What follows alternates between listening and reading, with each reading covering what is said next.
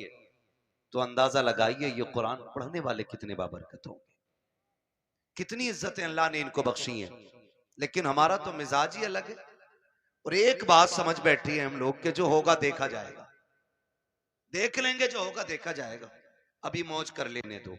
ओ भाई, किसी के बाप में दम नहीं है जो तख्ते लगने के बाद कुछ देख पाए।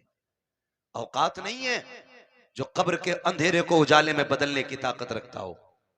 कब्रिस्तान जाते हैं आप लोग, देखें कब्रिस्तान, गए होंगे कभी कव्वाली सुनने।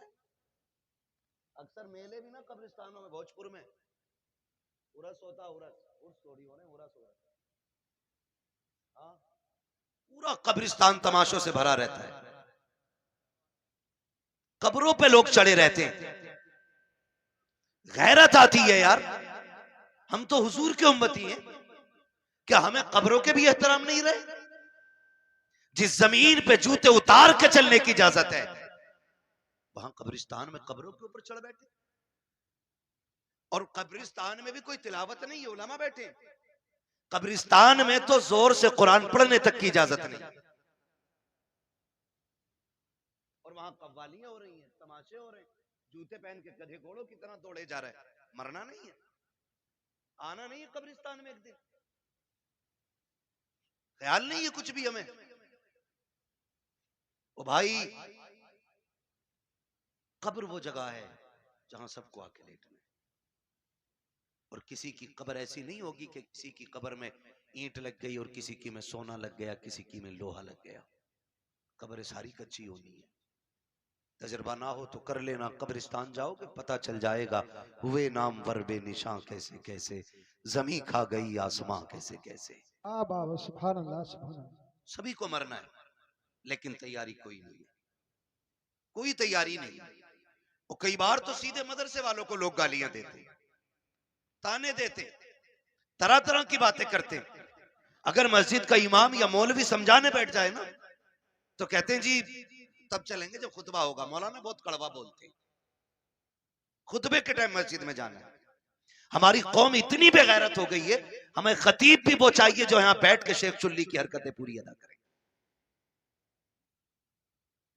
जो मिंबरों पे बैठ के तमाशे करें, जिनकी बातों में मजाकें हो। हम इतने बेगैरत होते चले जा रहे हैं। इन महफिलों का मतलब यह होता था, अगर कोई गुनाह का आदी होता था तो महफिलों में आकर के तौबा करके उठा करता था। आज ये मकसद खत्म हो गया।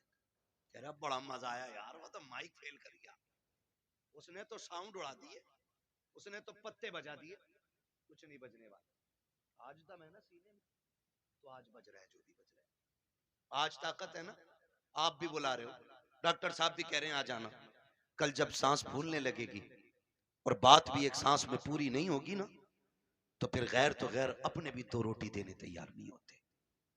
ये दुनिया बड़ी बेवफा है, इसके धोखे में मत रहना। तुम जितना चाहो कमा लो, तुम्हारा कमाया हुआ रखा रह जाएगा, तुम्हारे बाद वाले मौज करेंगे, हिसाब तुम्हें देना पड़ेगा। ये याद रखो, मेरी कमाई का हिसाब मुझे देना है। खाएंगे बच्चे हिसाब में दूंगा, खाएंगे बच्चे हिसाब आप दोगे। तो जिंदगी ऐसी गुजार के जाओ कि जो हिसाब भी आसान हो जाए और कब्र की मंजिलें भी आसान हो जाए। हम किधर चलने लगे, हम किधर, नहीं जी, मौलवी साहब को हटाओ, इन्होंने तो मेरे जुए के बारे में बात कर दी, ये इमाम नहीं रहेगा। इसने मेरे सट्टे के खिलाफ बात की है, ये इमाम नहीं रहेगा। इसने ढोल के खिलाफ तकरीर की है, मेरा बेटा तो इकलौता ही था ना, मुझे तो आतिशबाजी करनी थी। और यार, कई लोग कहते हैं कि शादी एक बार होती है, मैं कहता हूं भाई, शादी एक बार होती है तो जिंदगी भी एक ही बार मिलती है। अभी से जैसे सुभान चाहो अल्लाह। गुजार लो, इसे चाहो तो अल्लाह को राजी करके गुजार लो, और इसे चाहो तो अल्लाह को नाराज करके गुजार। माफ कीजिएगा, अगर मैं अभी खड़ा कर लू ना, तो 90% नौजवानों को नमाज याद नहीं, 100 में 90 लोगों को नमाज दुरुस्त याद नहीं होगी। ये कंडीशन है हमारी। और कुरान वाला आ जाए और बैठे हो हम लोग नीचे, तो कुरान वाले के लिए उठ के खड़ा नहीं हो सकता। क्योंकि ये मुखिया का बेटा है, ये प्रधान का बेटा है, ये ठेकेदार का बेटा है, ये जमींदार का बेटा है। लाओ दुनिया की सारी डिग्रियां उठा के ले आओ, वकालत भी ला के पल्ले में रखो, जजों के पूरे जजमेंट ला के रखो, दुनिया के बड़े बड़े लोगों की, प्रोफेसरों की तालीम ला के पल्ले में रखो, अमीरों की सारी दौलत ला के रखो, पैसे वालों का पैसा रखो, सोने वालों का सोना रखो, जितनी सारी दौलत दुनिया में है एक पल्ले में ला के रखो। मैं कुरान वाले के सीने की एक आयत लेके आता हूं, खुदा की कसम पूरी दुनिया की दौलत मिलकर के कुरान की एक आयत का मुकाबला नहीं कर सकती। नारे तकबीर, नारे रिसालत, बस लगे आला हजरत उलमाए सुन्नत हजरत अल्लामा मुफ्ती अहमद रजा साहब मुरादाबादी, नारे हैदरी जिंदाबाद जिंदाबाद। पढ़े कुरान, पढ़े नौजवानों, मरना ऐसा है, जनाजे उठते हैं हर उम्र में, ये कोई जरूरी नहीं है बाल सफेद होंगे तब बंदा मरेगा। हाँ, अब तो अक्सर बूढ़े बैठे रह जाते हैं कि घर से चार चार जवान चले जाते हैं, पता चला अभी दादा बैठा है, अभी बाप बैठा है, बेटे चले गए। गारंटी नहीं है, कोई गारंटी नहीं है। कब्र वो जगह है कि जिसको अंधेरे का घर कहा जाता है, जिसको कीड़ों का घर कहा जाता है, हाँ, जिसको बिच्छुओं का घर कहा जाता है, जिसको सांपों का घर कहा जाता है। ये तो करम है अल्लाह का, उसने मट्टी डाल के बंदों के ऐब छुपा दिए। अगर वो खोलने पे आ जाए तो बड़े अच्छे अच्छे मुंह नहीं दिखा सकते। हम किसी को क्या नीचा करेंगे? कोई कहते यार दाढ़ी रख ले, तो कह रहा चलो तुम ही जन्नत में चले जाइयो। खेल समझ रखा जिंदगी को, तमाशा है ये भी कोई। यकीन नहीं आता तुम्हें ना, जाओ हॉस्पिटलों में जाके देखो, ऑक्सीजन लगे पड़े मुंह पे, ऑक्सीजन, सांस नहीं ले पा रहे। दौलत जाके पूछना, कोई कहेगा ये करोड़पति लेटा है, कोई कहेगा ये अरबपति लेटा है। अगर दौलत ही सब कुछ होती ना तो मुंह पे ऑक्सीजन नहीं लगता। लेकिन अल्लाह दिखाता है, देख की शकल में रहता था, आज मैंने तुझे सांस सांस के लिए मोहताज कर दिया है। जब जवानी थी, जब ताकत थी ना, तो बोलता था ना, अरे जाओ देख लेंगे, जाओ देखा जाएगा। क्या कब्र में देखेगा? जब सांस फूलती है ना तो पूरी दौलत देख करके बंदा ना एक सांस वापसी की ख्वाब देखता है, तमन्ना करता है। तुम नहीं जानते हो, खुदा की कसम तारीख पढ़ करके देखो, बड़े बड़े दौलत वालों को देखो, आज अकड़ आ गई है, 4 पैसे आ जाते हैं फिर दीन कुछ नहीं है। जितने बड़े दौलत वाला उतना बड़ा अय्याश बना बैठा है, जितना बड़ा अमीन है उतना बड़ा चैलेंज कर रहा है, जिसके पास दौलत कसरत से है उतनी बेगैरती के साथ जिंदगी गुजारता जा रहा है। हमारी कौम का हुआ क्या है, ताशों में हम लग गए, ढोलों में हम लग गए, तमाशे हमसे आबाद गए, मस्जिदें हमने वीरान कर रखी है। क्या जवाब खुदा को जाके दोगे? मुझे बताओ तो सही, जिसकी नाफरमानी करते हो उसके एहसानात याद हैं कि नहीं? तू सो के नहीं उठता है, खुदा नाश्ता पहले दे देता है। तू इबादत एक वक्त की नहीं करता, दोपहर का खाना खुदा देता है। तुझे जोहर असर का याद ख्याल नहीं आता, मगरिब का सजदा तूने नहीं किया, शाम का खाना उसने दे दिया है, ईशा की पढ़े बगैर तू तो सो गया था। तुझे तो कपड़ों का होश नहीं, तुझे तो बदन का होश नहीं। वो कैसा मालिक के कुल है, तुझे बेहोशी के आलम में ऑक्सीजन की कमी नहीं करता है, फेफड़ों की रफ्तार नहीं रोकी जाती है, नफ्स बराबर चला रहा है, दिलों की धड़कनें बराबर चल रही है। ये सब कुछ कौन कर रहा है? ये सिर्फ वही कर रहा है जिसने लफ्ज़ कुन से कायनात पैदा की है, जो निजाम हस्ती को चला रहा है। तू जिसकी नाफरमानी कर रहा है, ये सारी पावर उसी की है, सारी ताकत उसी की है। और तुम्हें खुदा का वास्ता, अगर खुदा तौफीक दे, सुबह को आँख खुल जाया करे, अजान होते ही मस्जिद में जाया करो, नमाज पढ़ के नाश्ते किया करो, खुदा की कसम रोजी भी बढ़ा दी जाएगी, तुम्हारी उम्रें भी बढ़ा दी। जिंदाबाद जिंदाबाद, नारे तकबीर, नारे रिसालत, बस लगे आला हजरत, जश्न दस्तार बंदी, जिंदाबाद जिंदाबाद। शुरू दिन का आगाज अल्लाह की इबादत से करें, फजर के बाद कुरान लेके बैठे, कुरान लेकर के बैठे, ये हम पे लाजिम है। बैठे हम कुरान लेकर के, फिर देखो अल्लाह कितनी बरकतें दे रहा। लेकिन माफ कीजिए, हमें खुदा पे उतना भरोसा नहीं रहा जितना तावीजों पे हो गया, जितना डोरियों पे हो गया। हाँ, जितना डोरियों पे हो गया। मुझे बताओ, मैं कहता हूँ ये जितने वायरस फैले ना डॉक्टर साहब, अगर अल्लाह सिर्फ सिर्फ ऑक्सीजन कम कर देना तो बाकी किसी वायरस की जरूरत नहीं। पूरी दुनिया सजदे में पड़ी होगी, पूरी दुनिया। लेकिन वो जबरन किसी को अपनी बारगाह में लाना नहीं चाहता। वो तो कहता अब मैंने तुझे दोनों रास्ते दिए, तुझे जन्नत का भी मालूम है, दोजख का भी मालूम है, अब फैसला तुझे करना, तुझे मैं प्यारा हूं या तुझे दुनिया प्यारी है? कह रहा मौलाना मैं कतई हराम काम ना करता मगर मजबूरी आ गई, बालक भूखे थे। तू बता तू बड़ा है या नबी की बेटी फातिमा जहरा बड़ी है? मुझे बता तो सही। एक दिन मेरे हुजूर बेटी के घर तशरीफ लाए, जाओ जाके बेटियों से भी कहना। आज कितने घरों में इसलिए तलाक हो जाती है, बेटियों के शौक पूरे नहीं हो पाते ना, तो शोहरों को गालियां देती हैं, ताने देती हैं, तो फिर शोहर मजबूरी में तलाक दे देता है। जाओ जाके बेटियों से कहो। कामयाबी ये नहीं है कि तू 70,000 का जोड़ा पहने, कामयाबी ये नहीं है तू 20,000 का लहंगा पहने। कामयाब बेटी वो है जो पैबंद लगे कपड़े पहन के शोहर को राजी करके दुनिया से चली जाए, वो सबसे ज्यादा कामयाब बेटी है। लेकिन ख्वाब बड़े, शौक बड़े। जब से ये आए ना ये खिपड़े मोबाइल है, अब तो नमाज छोड़ देगी लेकिन सीरियल नहीं छोड़ेगी,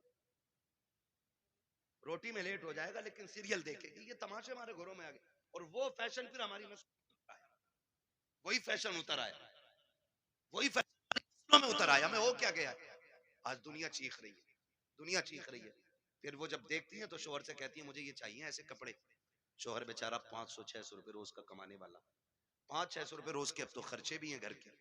गरीब से गरीब तर बंदे का खर्च कम से कम 1000 रुपए घर का हो गया, जो महंगाई का दौर है। मेरी बेटी मेरी बहन, अगर शोहर 600 रुपए कमा के ला रहे, बता बच्चों का पेट भरे या तेरे शौक पूरे करे?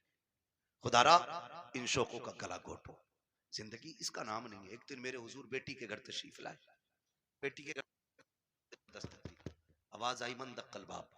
दरवाजा किसने बजाया? हुजूर फरमाते हैं अना मोहम्मद रसूलुल्लाह, बेटी मैं तुम्हारा वालिद आया हूं। कहती हुजूर अकेले हैं या कोई साथ में? हुजूर फरमाते हैं बेटी अकेला हूं। फरमाया फिर अंदर आ जाए, और अगर कोई साथ में हो तो मुझे चादर दे। हुजूर अंदर तशरीफ लाए, बेटी मुसल्ले पे बैठी है, सुने कान खोल के।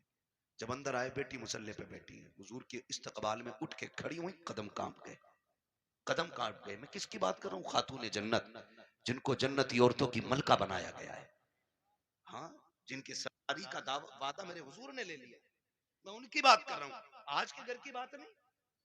आज कोई मौलवी की बेटी, कोई किसान की, कोई प्रधान की, कोई जमींदार की, कोई चौकीदार की, आज मुस्तफा की बेटी नहीं है। लेकिन मिजाज फिर भी आज के देखिए, और कल की बात देखिए, खड़ी हुई मुसल्ले पे। हुजूर फरमाते हैं फातिमा ये बात क्यों कही? कोई हो तो चादर दे दे, और ना हो तो अंदर आ जाए।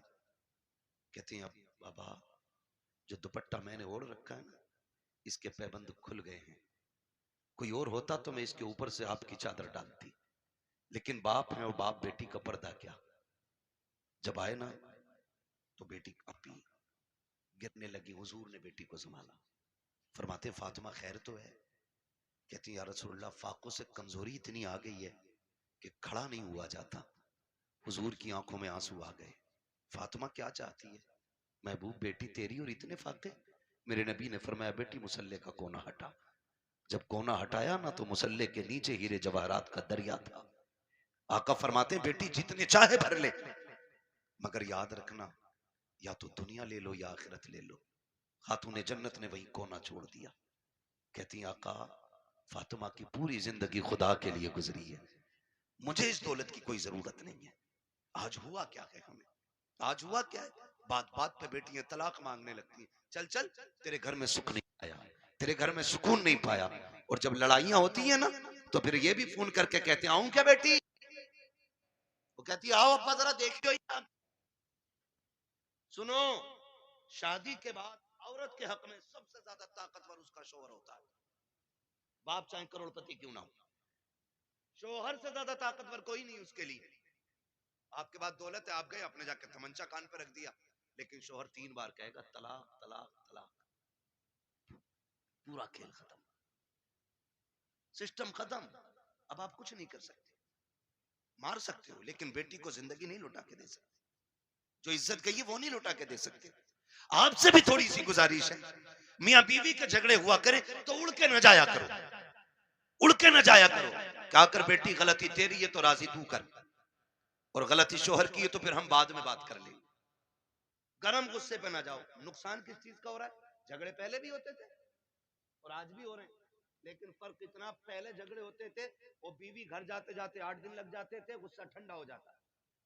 और आज तो औरतें भी इतनी चला के पहले फोन लगा लिया, फिर कह रही है आदमी से बताओ क्या कह रहे थे तुम, फोन चालू है। मेरे बाप को क्या कह रहे थे, तो वो उसे क्या मालूम फोन लगा हुआ, वो कहते तेरे बाप को भी देख लूंगा मैं। वो सुन रहा है उधर, अभी झगड़ा खत्म नहीं हुआ, गाड़ी दरवाजे पे। क्या कह रहा भाई, देख के दिखा। आए गिरबान पकड़ लिया, बस इतनी गुस्सा का पीता हो गई तलाक, मरो अब जा करके। और ये तलाक कराने वाले खुद अपनी बेटी को इज्जत के टुकड़े नहीं दे पाते।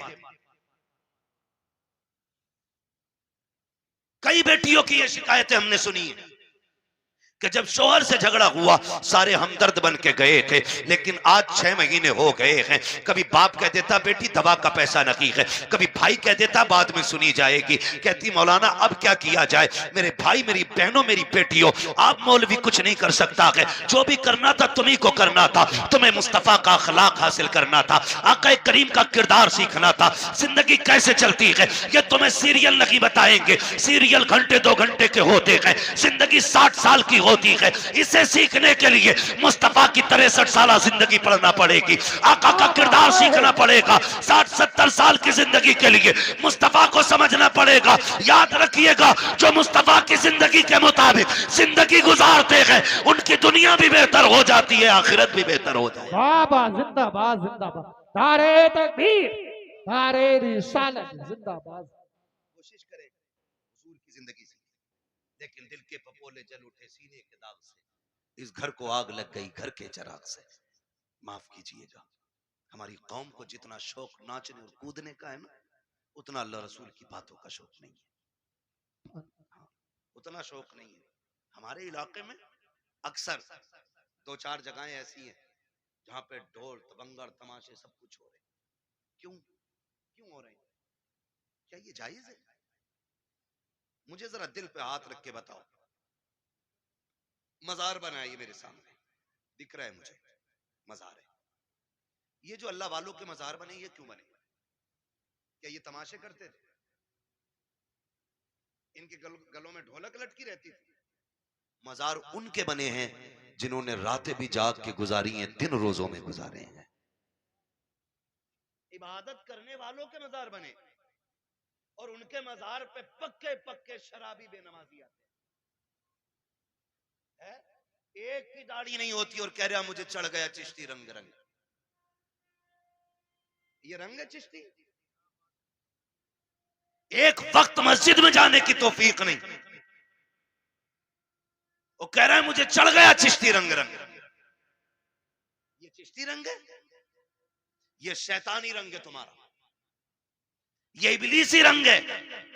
रंग चढ़ा था अबू बकर पे, रंग चढ़ा था मेरे नबी का उमर पे, रंग चढ़ा था उस्मान गनी पे, रंग चढ़ा था मौला अली पे। बाबा बाबा जिंदाबाद। इन लोगों पे रंग चढ़े, ये लोग हैं अल्लाह वाले। आज तमाशे माफ कीजिए, हाथ जोड़ के कह रहा हूं, बुरी लगे लगे, मैं आईना हूं दिखाऊंगा दाग चेहरे के, जिसे खराब लगे सामने से हट जाए। मैं चापलूसी करके, डॉक्टर साहब ने बुलाया, साहब के हुक्म था, कारी साहब किबला की मेहनत है, तो मैं इसलिए नहीं आया हूं तुम्हारी चापलूसी करके पैसा बटोर के निकलना।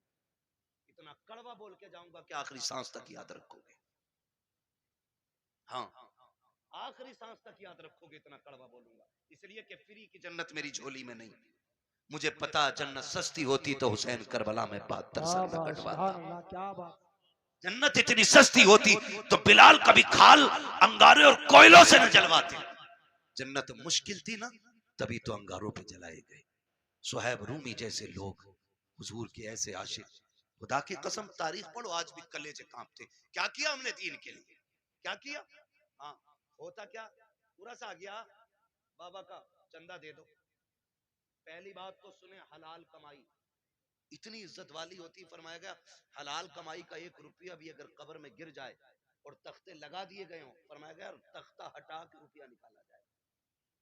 1 रुपए की इतनी वैल्यू है। जबकि सगा भाई मुंह ना देख पाया हो, बेटे ने बाप को ना देखा हो, बाप ने बेटे को ना देखा हो, तख्ते हटा के मुंह दिखाने की इजाजत नहीं। लेकिन रुपया निकालने का हुक्म है। तेरे रुपए की इतनी अहमियत है इस्लाम की नजर में, हमारी नजर में कितनी अहमियत? पूरा सारिया बाबा का, ठीक है उर्स करो, लेकिन शरीयत के दायरे में करो। उर्सों से मुखालफत नहीं, तुम्हारे तमाशों से तकलीफ है। सुन सकते हैं कड़वी बातें बोलूं जरा मैं? मेरे सामने नौजवान बैठे, जवान बिगड़ते हैं तो बच्चे इनकी उंगली पकड़ के मेलों में जाते हैं। आज 28 साल का मेले में गया तो 8 साल का उंगली पकड़ के गया, कल ये 28 का होगा 8 के को पकड़ के ये ले जाएगा। ऐसे ही उसूल चलता रहेगा और तुम जाहिल के जाहिल रह जाओगे, कभी तरक्की नहीं कर पाओगे। जी जी। ये हालत हमारी रहेगी, याद रखना। उर्सा आर्या साहब बड़ी धूमधाम से चादर घूम रही है, चंदा हो रहा करो, फिर क्या होता, कव्वाल आर्या, नाम नहीं बताऊंगा, पूरा लग जाता लोगों को, मेरा नाम माइक में लिया था भाई, कव्वाल आ रहा, कौन है ना, फना आ रहा है। अच्छा, फिर तो सारे ही दीनदार होंगे कि ना, जब आपके लिए एक लेडीज भी बुलाई है। इतना बड़ा मजमा मेरे सामने बैठा है, दिल पे हाथ रख के बताए, हम में से कौन इतना बेगैरत है जो अपनी बहन बेटी को दूसरे के सामने स्टेज पे नचाना पसंद करता हो? है कोई इतनी बड़ी भीड़ में जो अपनी बहन बेटी के बारे में ये चाहे कि मेरी बेटी 4 लोगों के सामने कपड़े उतार के ना चले? हम तो अपने घर के अंदर इतने गैरत वाले बनते कि बेटी के सर से दुपट्टा भी उतरने नहीं देते। जब हमें अपनी बेटी के बारे में इतनी गैरत आती है तो फिर वो जो आके स्टेज पे बैठी वो भी तो किसी की बेटी होगी ना। ओ भाई, वो भी तो किसी के घर की इज्जत होगी। मुझे बताया जाए, हमें अपनी बेटियों की इज्जत इतनी प्यारी है तो पराई बेटी को नचाने का हक तुझे किसने दिया है? और वो भी कौम के गैरत वाले पैसे से, जिसे किसी ने बट्टे पे कमाया, किसी ने फैक्ट्री में कमाया, किसी ने पसीना बहा के कमाया, किसी ने गेहूं कटाई में कमाया, किसी ने धान कटाई में कमाया, किसी ने रात दिन मेहनत करके कमाया, उसे तुम लोगों के अय्याशियों पे खर्च कर देते हो थोड़ी सी देर की जहनी अय्याशी के लिए। का इधर से मुकाबला होगा, इधर से मुकाबला करने वाली होगी, इधर से शेर होगा, उधर से जवाब आएगा, आग लगे इस बेगैरती को। उसी में देखा जाता है चंद कौम के बेगैरत अमीर आगे टेबल लगा के बैठ जाते हैं, नोटों की यूं बारिशें किया करते हैं, चंद बेगैरत वाह में लग जाते हैं, कह तो देखो फला के बेटे ने कितना लुटाया है, फला के बेटे ने कितना पैसा लुटाया है, आज पता चल गया किसकी मां ने कितना दूध पिलाया है। नहीं बेटे, आज पता नहीं चला है, ये कब्र में जाके पता चलेगा किसकी मां ने कितना दूध पिलाया था। आज जो तमाशे देख के कहते हो आज पता चल गया अमीर कौन है। तुमसे हाथ जोड़ के कहता हूं, और बेगैरती में पैसा न लुटाना। तुम्हारी बस्ती में बेवाएं भी होंगी, तुम्हारे बस्ती में गरीब भी होंगे, तुम्हारी बस्ती में यतीम भी होंगे। तुमने देखा होगा जब तुम्हारे बेटे ईद के दिन नए कपड़े पहन के ईदगाह जाते होंगे तो उसी रास्ते पर कुछ गरीब मुस्लिम बच्चे कोई चने की दुकान लगाता होगा, कोई खिलौनों की दुकान लगा के बैठा होगा। खुदा की कसम उसका भी जी चाहता है वो भी ईद के दिन नए कपड़े पहने, वो भी जी चाहता था कि ईद की नमाज पढ़ने के लिए जाए, लेकिन साहिब गुरबत ने रास्ते में पकड़ के रोक दिया था, जरूरतों ने उसको खरीदार बना दिया है। बैठ गया कि रास्ते में सामान लेकर के हम खरीदते तो चले जाते हैं, लेकिन गुर्बत का ख्याल किसी को नहीं आता। हाँ, तेरे पास दौलत है, तुझे रब ने पैसा दिया था तो अय्याशियों के लिए तो नहीं था, कव्वाली और तमाशों में लुटाने के लिए नहीं था। काश क्या ही अच्छा होता तू इस पैसे को उठाता, चांद रात वाले दिन किसी यतीम के दरवाजे पे रात के अंधेरे में अंदर डाल के आ जाता, पर्चा बना के डाल देता। ईद सिर्फ मेरी नहीं है, ईद तुम्हारी भी है, इससे तुम भी ईद मनाना। खुदा की कसम, अगर उस पैसे से किसी गरीब की ईद हो जाती तू कब्र में बाद में जाता, मदीने वाला तेरी कब्र में पहले तशरीफ। जिंदाबाद जिंदाबाद, बहुत अच्छी हजरत, जिंदाबाद जिंदाबाद। जो करने के काम थे वो किए ही नहीं, वो जो ना करने के तो डूब गए जा करके। हुए ना बरबे निशां कैसे कैसे, जमीन खा गई आसमां कैसे कैसे। अल्लाह ने तुम्हें दौलत दी है ना, खर्च करने से कौन रोकता है? लगाओ, लेकिन वहां जहां लगाने की जगह, जहां खर्च करने की जगह हमारे कमाई मेहनत की है तो हम क्यों हराम काम में लगाएं जिसका नतीजा कुछ ना हो। यार, मैंने किसी किसान को ढेला के धार में आज तक गेहूं बखेरते हुए नहीं देखा। क्यों नहीं बखेरता भाई? इसलिए कि इसमें बखेरूंगा तो मिलेगा क्या? सारा ही बह जाएगा। एक पक्की जमीन में 6 बार हल चला के दाना डालता है, सिर्फ इस उम्मीद पे कि इससे गेहूं उग के आएगा, एक के बदले में 7 बालें मिलेंगी, हर बाल में 70 दाने मिलेंगे। हम किसान से ताल्लुक रखने वाले लोग तो हम तो दाना भी बेकार जगह नहीं डालते। जब दाना बेकार जगह नहीं डालते तो आप पैसा बेकार जगह कैसे डाल सकते? पैसा बेकार जगह कैसे डाल सकते? अल्लाह ने दौलत दी है ना, तो तालीम पे लगाओ, इल्म पे लगाओ, कुरान वालों पे लगाओ। आप पैसे वाले किसी गरीब की तालीम में मदद करें, हम सबसे फिड्डी कौम है तालीमी एतबार से, पूरे मुल्क में सबसे निचले तबके में हम हैं इस वक्त तालीमी एतबार से, गवार हैं हम लोग। इतने गवार डॉक्टर साहब, अक्सर निकलना होता है, हम लोग तो रातों के मुसाफिर, और अक्सर कहते हैं उजाले अपनी यादों के हमारे साथ रहने दो, न जाने किस गली में जिंदगी की शाम हो जाए, है ना। जिंदगी मौत, मौत बहुत तेजी से हमारी तरफ बढ़ रही है, बहुत तेजी से, वो बहुत दूर नहीं है, बहुत तेजी से, बस इशारे की देर है, बस यूं ही पकड़ लिए जाओ, हिलने का मौका नहीं मिलेगा। कई बार डॉक्टर साहब इस बात का जिक्र करते, मुझसे कहने लगे मुफ्ती साहब मैंने देखा, कई बार लगता है डॉक्टरों को कि यार ये क्या 2 खुराक में ठीक हो जाएगा, लेकिन वो मर जाता है। वो कई बार ऐसे मरीज हमारे पास आते हैं कि लोग कह देते हैं बचेगा नहीं, लेकिन फिर भी बच जाता है। कहते हैं तब पता चलता है जिंदगी देने वाला भी अल्लाह है और मौत देने वाला भी अल्लाह है, सारी चीज का मालिक अल्लाह है।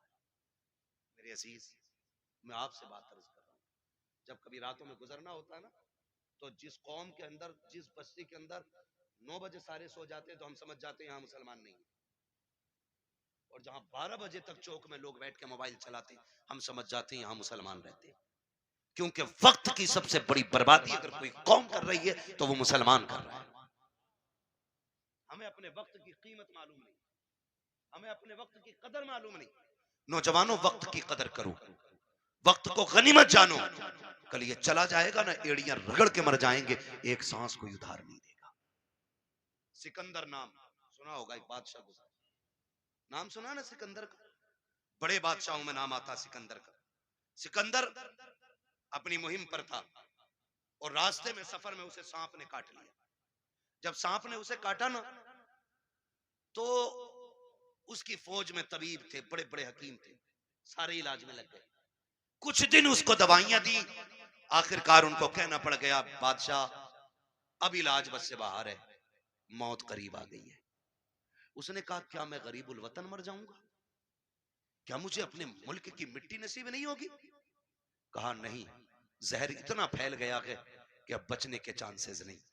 उसने कहा मेरे पास दौलत तो बहुत है, एक काम करो मेरी आधी दौलत ले लो और किसी से इतनी सांसें मुझे उधार दिलवा दो कि मैं अपने वतन में जाके मर सकूं।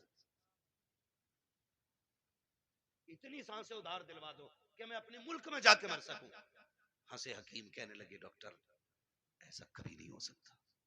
कहा क्यों? कि इसलिए नहीं हो सकता क्योंकि इसलिए नहीं हो सकता कि सांसें उधार नहीं मिलती है। उसने कहा अगर आधी दौलत से काम नहीं चल रहा है ना,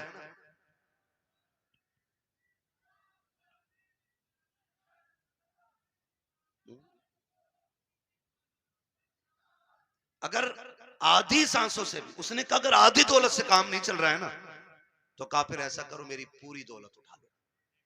तवज्जो है सारे लोगों की? तवज्जो करें जरा, मेरी तरफ देखें।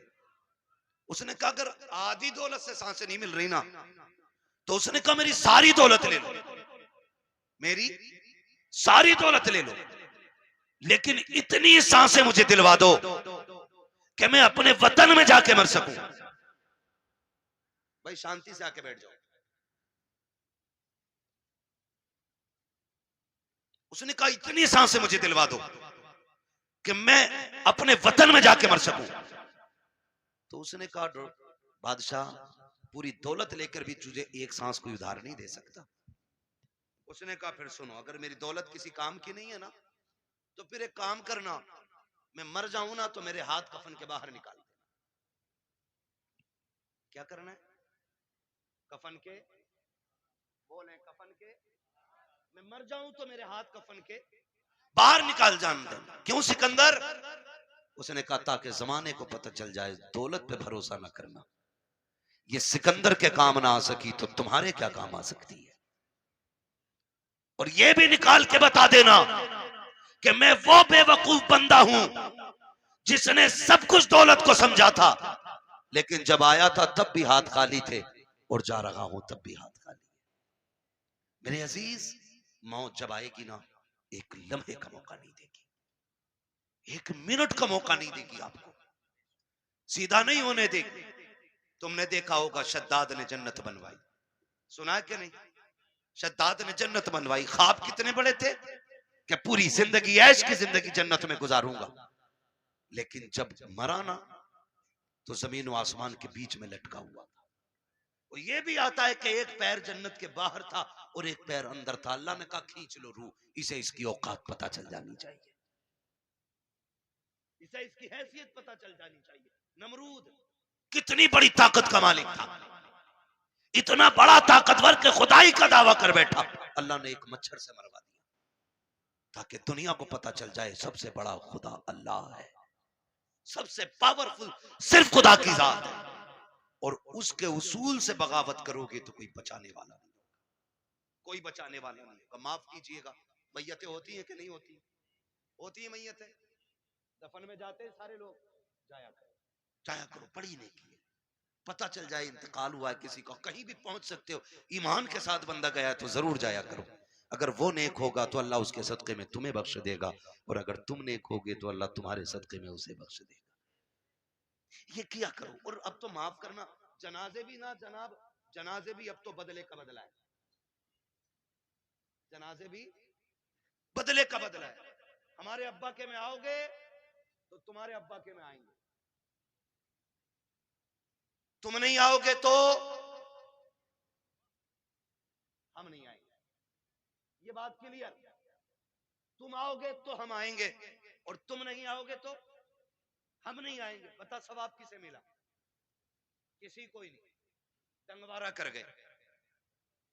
हाँ भाई, एक थप्पड़ तूने मार लिया, एक हमने मार, बात बराबर हो गई ना। तो अब जनाजे भी खुदगर्जी में हम लोग जा रहे हैं। और माफ कीजिएगा, जनाजा अमीर का होता तो भीड़ देखने मिलती है, और जनाजा गरीब का होता है तो लोग कंधा भी नहीं देना चाहते। जन्नत दौलत और गुर्बत पे टिकी हुई नहीं है, ये याद रखना। अगर ये लगता है कि अमीर के जनाजे को कंधा देने में ज्यादा सवाब है तो ये सबसे बड़ा धोखा है। मैं तो कहता हूं कंधा उसे जाके जल्दी दिया करो जिसे कोई कंधा देने तैयार ना हो, उसे पहले कंधा दिया करो दौड़ के, जिसका जनाजा कोई उठाने वाला ना हो। क्योंकि तुम नहीं जानते हो, जिसके जनाजे को भीड़ लगी है ना, लगता है ये दिखावे करके गया है, हमारे जैसा उसका शोहरा टीप टाप रही होगी, लेकिन जिसे कंधा कोई नहीं दे रहा है ना, तो समझ जाओ हो सकता है इसने रातों में इबादत की हो, इसने तब रब को आवाज दी हो जब कोई ना देख रहा हो, इसलिए लोग इसे कंधा देने तैयार नहीं। तो फैसला जो है ना भीड़ का, ये अंदाजा लगाना कि कंधा उसको दौड़ के दो जिसे कोई कंधा ना दे रहा हो, मिट्टी दो। अब तो वक्त नहीं है, माफ कीजिएगा, हालात ये हो गए कि जनाजे को मिट्टी देनी तो बड़ी बात है, नमाज पढ़ के आधे निकल लेते, तो मसरूफी इतने हो गए, टाइम किसके पास है मिट्टी तक जाने का? है दुआ अजी, मिट्टी डाल दे 3 मुट्ठी, बड़ी बात है। कह रहे आप बैल खुलोगे छोड़िए, दुकान खुली रह गई, एक दिन आएगा मेरे लाल आंखें खुली रह जाएंगी। आज दुकान खुली है, बैल खुले, कल आंखें खुली रह जाएंगी। हाँ, वासिफ अली वासिफ ने जब किसी को खाना दिया ना भूखे को, तो पूछा था किसी ने क्या कर रहे हो, तो उसने कहा था यार कुछ नहीं, अपने जनाजे की भीड़ इकट्ठी कर रहा हूं। इतने अच्छे काम कर जाओ, लोग तुम्हारे जनाजों में शरीक होने लगे। अल्लाह से लंबी दुआएं मांगा करो रो रो के, मालिक जिंदगी अच्छी कर दे ताकि मौत भी अच्छी हो जाए, ये मांगा करो अल्लाह से। आज तो डरी कोई नहीं, डरी कोई नहीं, तो जब मौतें होती है नहीं होती, बोलो यार, बोल सकते हो तो बोलो, है ना, होती है कि नहीं मौतें? लोग मरते हैं, जिन्हें यकीन ना हो अल्लाह उन्हें दिखा दे जल्दी कि लोग कैसे मरते हैं। डर गए? लोग मरते हुए देखे कि नहीं? बोलो यार, जोर से बोल दोगे तो कोई मुंह का रसगुल्ला नहीं गिर जाएगा। मरते हुए देखे ना लोग। मौत के भी अलग अलग तरीके, रूह जब निकलती है ना, इधर से निकलना शुरू होती है और ऐसे निकलती हुई आती है, घुटनों में आती है ना तो रूह फिर अटकती है, फिर नेकियां काम होती आती हैं ना तो फिर रूह निकलती है, फिर कमर में जाकर रूह अटक जाती है, फिर नेकियां सहारा देती हैं तो फिर रूह पर चलती है। फिर सीने का जो मंजर होता है ना, वो बड़ा मुश्किल होता है। जब सीने में रूह अटकती है ना करके, तब इंसान को याद आता है कितने पाप किए थे और कितनी नेकियां की थी। तब एक एक करके नेकी याद आती है, एक एक करके गुनाह याद आता है। फिर सोचता है काश कुछ ऐसा कर लेता कि जो कब्र के उजाले का भी इंतजाम हो जाता। लेकिन फिर सोचने से कोई नतीजा नहीं, फिर कोई फायदा नहीं, फिर हजार सर मारो दीवारों में कुछ नहीं होता।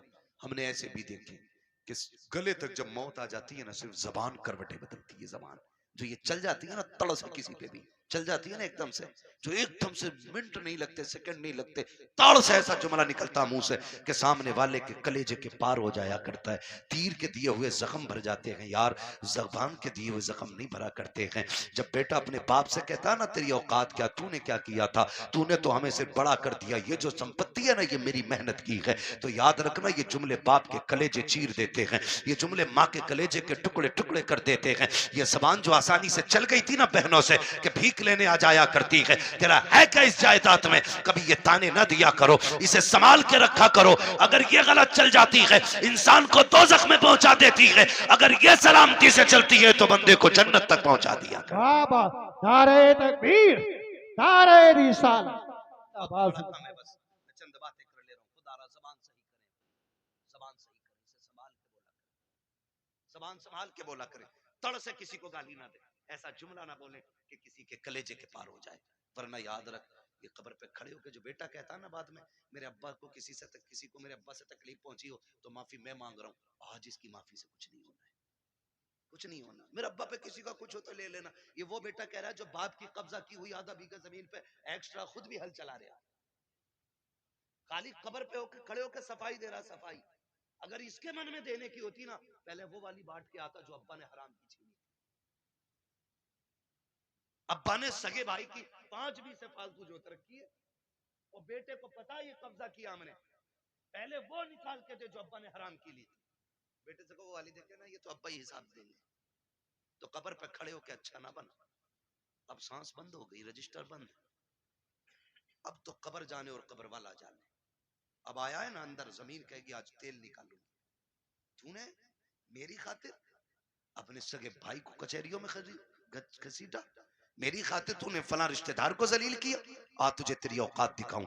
जब रगड़ेगी ना तो सुरमा बना देगी, सुरमा, कोई बचाने वाला नहीं होगा। तुम तो इस खुशी में बेखुशी में ये भूले बैठे हो कि तीजा हो गया है बंदा जन्नत में पहुंच गया होगा, 40वां हो गया जन्नत में पहुंच गया। हुकूकुल इबाद का मामला इतना सख्त है मेरे अजीज, तुम एक नहीं सैकड़ों नहीं हजारों तीजे 40वें करा लो, अगर किसी भाई का हक लेके जा रहे हो अल्लाह उस वक्त तक जन्नत नहीं देगा जब तक एक एक भाई का तुमसे हिसाब बराबर नहीं करा ले।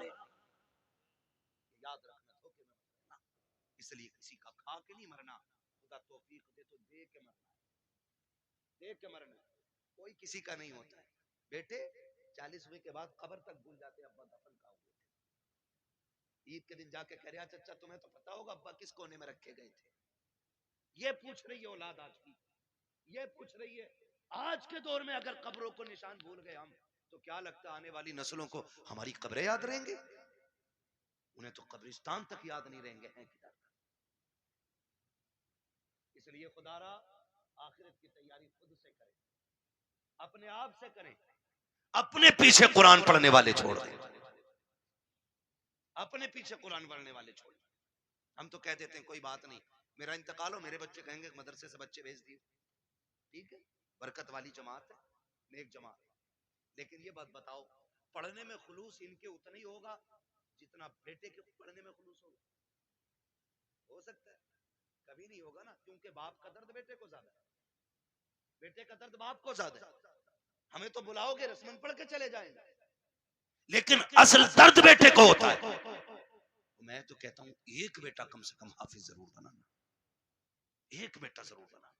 अगर बना ना सके हो ना तो कोई पढ़ रहा हो तो पढ़ने में उसकी, कोई कुरान हाफिज हो रहा है ना तो उसके हिफ्ज में मदद करें। आपका बेटे बड़े हो गए, आप नहीं पढ़ पाए, आपके बेटे नहीं पढ़ पाए, तो जो पढ़ रहे हैं आप उनकी मदद करें। जानते हो क्यों? क्योंकि जहां भी ये पढ़ने वाला कुरान पढ़ेगा अल्लाह एक एक हर्फ के बदले में 10-10 नेकियां तेरी कब्र में भी नाजिल फरमाता रहेगा। इतना बड़ा इंतजाम, इतना बड़ा इंतजाम। मैं अर्ज करूंगा खुदारा पढ़ने वालों से भी और पढ़ाने वालों से आपसे गुजारिश है, जब आपके बच्चे हाफिज हो जाए ना तो फिर उनसे कह देना हमने तुझे कुरान के लिए छोड़ रखा है, कुरान के लिए तुझे छोड़ सकता है और कुरान तेरे लिए है। पूरी जिंदगी तुझे कुरान पढ़ना है। हमारा काम ना कर, खेती हम कर लेंगे, जमीनें हम जोत लेंगे, मेहनत हम कर लेंगे, लेकिन तुझे कुरान याद रखना है। अब्बा क्यों? अब्बा क्यों? कहा मैंने तुझे दुनिया के लिए कुरान नहीं दिया, मैंने तुझे कब्र के लिए कुरान दिया है। मैंने तुझे कब्र के लिए कुरान दिया है। कब्र अंधेरों का घर है, बड़ी बेवफा दुनिया है। आप अपना बेटे को करोड़ों रुपए दे दे, मरने के बाद 50,000 नहीं देगा मस्जिद में। वो ये सोचता है ये पैसा जो अब्बा का बचाना ये माले गनीमत है। भाई भाई का गला काट देते हैं एक दूसरे का, सिर्फ 10,000 के लिए, 5,000 के लिए बंटवारे में गोली चल जाती है। क्यों? भाई बाप की दौलत थी, जिस पे झगड़ा था उसका कुछ हिस्सा उठा के खुदा के घर में दे दो। भाई वो इतना करके गया ना तुम्हारे लिए, उसके लिए भी कुछ राहत का सामान बने। लेकिन कह रहा क्यों दे, उन्हें उनके अब्बा से मिली थी, हमें हमारे अब्बा से मिली है। क्योंकि अब्बा खुद नहीं देता था मस्जिद में कभी, अब्बा ने खुद नहीं लगाया कभी दीन के लिए पैसा, तो औलाद कहां से लगाई? आदत डालें, अपने बच्चों के हाथ से दीन की राह में खर्च कराया करो, ताकि बच्चे देने के आदी बन जाएं, देने के आदी बन जाए। मरते टाइम बंदे को 3 फिक्रें सताती। कितनी? कितनी? सारे बोल दो भाई। कितनी फिक्रें? 3 फिक्रें सताती हैं। नंबर 1, मैंने जो दौलत कमाई है इसका क्या होगा। नंबर 2, मैं औलाद छोड़ के जा रहा हूं, मेरी औलाद कैसे जिंदगी गुजारेगी मेरे बगैर। नंबर 3, मैंने कितनी नेकियां की और कितने गुनाह किए। सिर्फ 3 चीजें मरते वक्त याद आती, 3 चीजें। कामयाब वो नहीं है जिसने अपने पीछे बंगले छोड़ दिए, कामयाब वो नहीं जिसने इमारतें छोड़ी, कामयाब वो है जो अपने पीछे कुरान पढ़ने वाला छोड़ गया है। वो सबसे बड़ा कामयाब है जिसने अपने पीछे कुरान पढ़ने वाले छोड़े। वरना बिल्डिंग है, ये बंगले कब्र में कोई काम नहीं आने वाले। मैं तो मुबारकबाद पेश करता हूं उस बाप को जिसने एक बेटे को हाफिज कुरान, मुबारकबाद पेश करता हूं। ये 500 रुपए रोज कमा सकते थे, कोई कमी नहीं है, जवानी में कमा सकते थे। लेकिन उस बाप को सलाम जिसने कहा बेटे तेरे हिस्से की मजदूरी हम करेंगे, हमारे हिस्से का कुरान तुझे याद करके आना है। वो माए मुबारकबाद के मुस्तहिक हैं जिन्होंने उन बच्चों को दूध पिलाया है कि जो बदले में माँ को दूध के बदले में जन्नत का टिकट देने वाले हैं। वो बहनें मुबारकबाद के मुस्तहिक हैं जिन्होंने ऐसे भाइयों की खिदमत की है कि जो बहनों को बदले में जन्नत के जाने का रास्ता आसान करेंगे। ये मुबारकबाद के मुस्तहिक हैं माँ बाप। आज होता क्या है, आज जवान हो जाए बेटा और माँ बाप को दौलत का लालच पड़ जाता है। उन बापों को सलाम करता हूँ जो पूरी जिंदगी बच्चों को कुरान के नाम वक्फ कर देते हैं, और क्या मिला इनके बदले में? पूरी जिंदगी बाप मजदूरी करता रहा, कुछ भी तो नहीं मिला। बेटा कुरान पढ़ता रहा, कोई सिला नहीं मिल सका। बस किस दिन के इंतजार में, काश मैं मरूंगा तो इसका कुरान काम आएगा, ये बेटा काम आएगा। बेटों से भी गुजारिश है, सुनो भाइयों, अगर रब ने तुम्हें कुरान की दौलत दी है, बाप ने मेहनत मजदूरी करके तुम्हें कुरान का कारी बनाया है, तो मेरी बात कान खोल करके सुन लेना। जब दुनिया बाप के जनाजे में जा रही हो, तुम भी जनाजे में जा रहे होगे, लोग आखिरी तख्ता दे करके बड़ी तेजी से मिट्टी डाल के लौट आएंगे। कोई कहता कि गर्मी ज्यादा है, खड़ा नहीं हुआ जाता है, कोई कहेगा सर्दी ज्यादा है, ठंड लग रही है, ये कह के लोग पलट आएंगे। कब्र में तुम्हारा बाप अकेला रह जाएगा। तो तुम्हें खुदा का वास्ता, एक कुरान पढ़ने वालों, तुम्हें उठ के नहीं आना है। जब सारे चले जाएं, तुझे बाप की कब्र पे बैठना है और कहना है अब्बा पूरी जिंदगी तूने कुरान पढ़ाया, खुद मजदूरियां करता रहा, मेरे हिस्से के धक्के तूने खाए हैं, मेरे हिस्से की गालियां तूने सुनी है, कभी चैन से सो ना सका, रात को ओवर टाइम ड्यूटी इसलिए करता रहा ताकि मैं कुरान ठीक से पढ़ सकूं। मैं कुरान का कारी बन गया, फिर भी तुझे जरूरत मजदूरी के अड्डों पे ले जाती रही, तुझे फिर कुरान पढ़ने की मोहलत ना मिली, मुझे मदरसों ने फुर्सत ना दी, तुझे जरूरत बाजार ले गई, तू मजदूरियां करता रहा। जो कुरान तूने पढ़ाया था, एक बार बैठ के पूरा कुरान न सुन सका। अपने बाप की कब्र पे बैठना और कहना अब्बा आज तू भी फुर्सत से है, मैं भी फुर्सत से हूं। जब दुनिया बिरयानी के लिए लड़ रही हो, तुम अपने बाप की कब्र पे बैठ जाना, अलहम्द के अलिफ से लेके वन्नास की सीन तक पूरा कुरान पढ़ के उठना। अब्बा से कहना अब्बा आज मैंने तेरी मेहनत का हक अदा किया है, कसम खा के कहता हूं, इधर कुरान की तिलावत मुकम्मल होगी, उधर कब्र में खुदा की रहमतों का नुज़ूल होना शुरू। नारे तकबीर, नारे रिसालत, बस लगे आला हजरत उलमाए सुन्नत, ख्वाजा का हिंदुस्तान, मिलक्का सुन्नी मुसलमान, हजरत अल्लामा मुफ्ती अब्बास साई किबला जिंदाबाद जिंदाबाद। करेंगे इंशाअल्लाह। पढ़ाएंगे बच्चों को कुरान, वादा करें इंशाअल्लाह। कितना है मैं कुरान, लोग समझते नहीं, लोग समझते नहीं है। मैं अभी 10 मिनट और हैं, कहें तो मैं थोड़ी कड़वी बात और कह दूं। पहले वादा करो इंशाअल्लाह कुरान से प्यार करेंगे, बच्चों को पढ़ाएंगे इंशाअल्लाह। अगर हम पढ़ने और पढ़ाने के लायक नहीं तो पढ़ने वालों की इज्जत करेंगे इंशाअल्लाह, करेंगे इंशाअल्लाह। कुरान कितना अहम है, बस चंद बातें और सुन लो, 11:15 हो गए। हाँ, तवज्जो करें। उम्र, हर जिंदगी की, हर शख्स की जिंदगी के 3 मरहले, अगर अल्लाह लंबी उम्र दे तो। सुबह, दोपहर, शाम। सुबह बचपन, दोपहर, बोले बड़े अच्छे लोग हैं माशाल्लाह, अगर हमारे इलाके के लोग अच्छे नहीं होंगे तो फिर किसके इलाके के लोग अच्छे होंगे? समझ गए? सुबह, सुबह, सुबह, दोपहर, शाम। क्या बात है, ये 3 होते हैं। इतना याद हो गया ना? सुबह बचपन होता है, दोपहर जवानी होती है, और शाम बुढ़ापा होता है। सुबह के बाद उम्मीद होती है दोपहर आए, दोपहर के बाद उम्मीद होती है शाम आएगी, लेकिन शाम के बाद उजाले का फिर कोई पहर नहीं होता, फिर आगे रात ही रात, फिर जो सूरज निकलेगा एक नई जिंदगी का आगाज होगा, नया दिन यानी कि नई नस्ल, फिर वो एक नई नस्ल का आगाज होगा। आप जानते हो बचपन इतना खूबसूरत होता है कि कब गुजर गया पता ही नहीं चलता, और लोग आखिरी सांस तक कहते हैं काश बचपन फिर से लौट आता। बचपन इसलिए भी खूबसूरत होता है क्योंकि जिम्मेदार बाप होता है। यही क्लियर है ना? गलत तो नहीं बोला ना मैंने? बचपन इसलिए खूबसूरत होता है क्योंकि सर पे हाथ रखने वाला बाप होता है। इसलिए खूबसूरत होता है कि बचपन हम बाप की मर्जी से जीते। जवानी खूबसूरत होती भी है और ना भी होती है। जवानी उन बच्चों की खूबसूरत होती है जिनकी जवानी भी माँ बाप की मर्जी से गुजरती है। ठीक है जी? जवानी उन बच्चों की अच्छी होती है जिनकी जवानी माँ बाप की मर्जी से गुजरती है।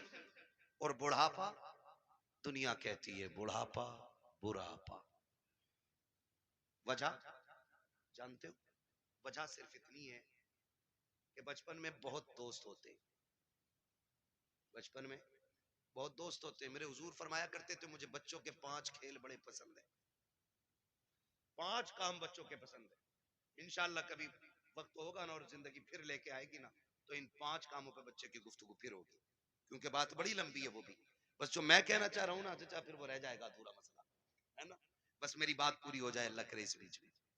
तो बचपन में ना बहुत सारे यार मिल जाते हैं, हमजोली बच्चे इतने इतने आजाद होते हैं। अम्मी कहती है ला बेटे जल्दी जा, चाय खोल गई है पत्ती नहीं है जल्दी लेके आ। गया सुबह चाय पत्ती लेने, दोपहर के टाइम लौट रहे। हाँ? ये बचपन है, और इसी को बचपन कहते हैं। ये आजाद जिंदगी है, पके न पके चाय हम तो तमाशा देखेंगे। बच्चे गए, कोई आ गया डुगडुगी वाला, वहीं लग गए। अब अम्मा परेशान है, चाय दोपहर तक पकती रही। ये है ना, ये आजादी होती है बचपन की। और बचपन के यार बड़े सच्चे होते हैं। अभी लड़ेंगे, कल किसी पंचायत के बगैर फिर एक हो जाएंगे। ना कोई मुकदमा, ना कोई बहस, ना कोई पंच, ना कोई पंचायत। आज लड़के गए थे, सुबह फिर गले मिल जाते। इतना आजाद बचपन। और जवानी, जवानी में जिसके पास पैसा है उसके 1000 यार है। बस समझ गए ना? 2 चीजें, वक्त और पैसा, जिसके पास है ना उसके 1000 यार मिलेंगे। यानी यार उन्हीं के ज्यादा मिलेंगे जो बर्बाद हैं खुद भी और दूसरों को भी बर्बाद करेंगे। ये दूसरे लफ्ज मैंने बोले। भाई जिसके पास फालतू वक्त है, कोई काम नहीं है, तो वो दूसरों को भी ठलुआ बना के बैठाएगा। जो बंदा 4 पैसे कमाता, कहीं काम से लगता, बच्चों को हलाल रोजी खिलाता, दुकान बंद, वो भी बैठा उसके साथ। और बातें चौक में बैठेंगे, करे किसकी बन रही है अब के, उसकी इतनी सीटें निकल रही है, नहीं नहीं अब के उसकी बनवा रहे हैं हम, जिससे अपना घर नहीं चलता वो मुल्क चलाने की बात करता है।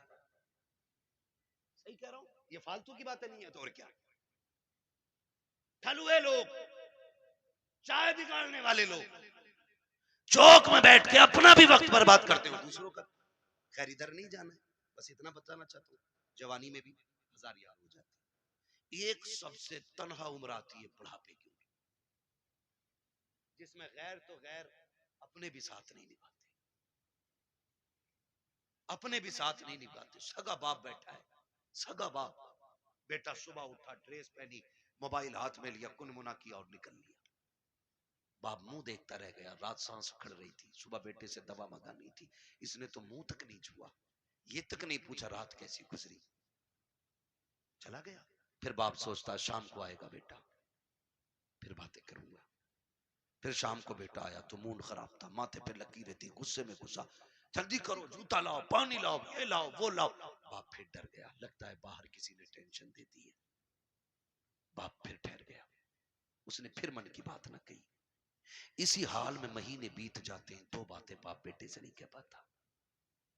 तुमसे हाथ जोड़ के गुजारिश करता हूं, तुम बच्चों को वक्त दो, हक है उनका, बीवी को वक्त दो, हक है उनका, रोज 10-5 मिनट माँ बाप को दे लिया करो।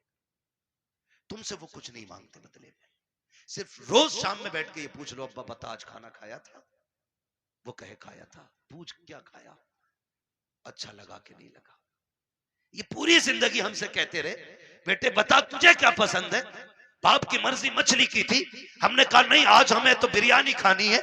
बाप ने अपना फैसला कैंसिल किया कि बेटे की पसंद की बिरयानी बनाई जाए। बाप चाहता था बिरयानी बने, हमने कहा कोरमा खाना है। बाप ने अपनी पसंद कुर्बान की, कहा बेटे के लिए कोरमा बनाओ। आज जब बाप बूढ़ा होकर के बैठ गया है, बेटा क्यों नहीं पूछता है अब्बा बता तेरी पसंद क्या है? आज वो बनेगा जो तू चाहेगा, आज वो बनेगा जो तू कहेगा, आज वो बनेगा जो तेरी पसंद होगी। कसम खा के कहता हूं, खाने ऐसे बनवाया करो, तुम्हारा मालिक इतनी दौलत नहीं देगा जितना तुम्हारा खुदा इन जुमलों से तुम्हें बरकतें अता। वाह बाबा, सुभान अल्लाह, जिंदाबाद जिंदाबाद। मेरी बच्चों की मर्जी से रोज खाना बनता है, हफ्ते में एक दिन बाप की मर्जी से। एक दिन बूढ़ी माँ को कहो अम्मा घर की मलिका तू ही है ना, आज खाना तेरी मर्जी से बनेगा, बता क्या चाहिए, बता क्या चाहिए। बस इतना पूछना माँ बाप से, और क्या तुम्हारे गुर्दे फेफड़े मांग रहे वो? बताओ तुम्हारा दिल मांग रहे वो? ये इतने गनी लोग होते हैं यार, अपना दिल दे के औलाद का दिल बचाने की कोशिश करते हैं। मैं नहीं जानता वो बात सही थी कि गलत थी, लेकिन इतना मैंने मोतबर लोगों को भी वो बयान करते सुना कि किसी लड़की ने अपने महबूब से कहा मुझे तेरी माँ का दिल चाहिए, और उसने जाके माँ का दिल निकाल लिया, लेके गया महबूबा के पास, कल ले तूने दिल मांगा था ले आया हूं। उसने ठुकरा दिया ये कह करके जब तू माँ का ना हो सका तो मेरा क्या होगा, मेरा क्या होगा। अल्लाह अकबर। जब इतना सुना गिरा, खड़े से गिर गया, खड़े से गिरा, माँ के दिल से आवाज आई मेरे लाल चोट तो नहीं लग गई? ये तो जान दे के भी तुम्हें बचाना चाहते हैं। तुमसे किसने कह दिया तुम्हारा दिल मांग रहे हैं? तुमसे किसने कह दिया ये फेफड़े गुर्दे मांगेंगे? सिर्फ 3 मिनट जिंदगी के दे दो इन्हें, 10 मिनट दे दो इन्हें, इनके पास बैठ जाया करो, इनसे बात कर लिया करो, बात कर लिया करो। नहीं जानते हम लोग, हम नहीं जानते। मैं डॉक्टर साहब बैठे हुए, डॉक्टर इसराइल साहब, पूरी जिम्मेदारी के साथ कह रहा हूँ, कसम खुदा की, कभी कभी बड़ी बड़ी ताकतवर बोतलें वो काम नहीं करती हैं जो बेटे के 2 मीठे बोल बाप को ताकत दे जाया करते।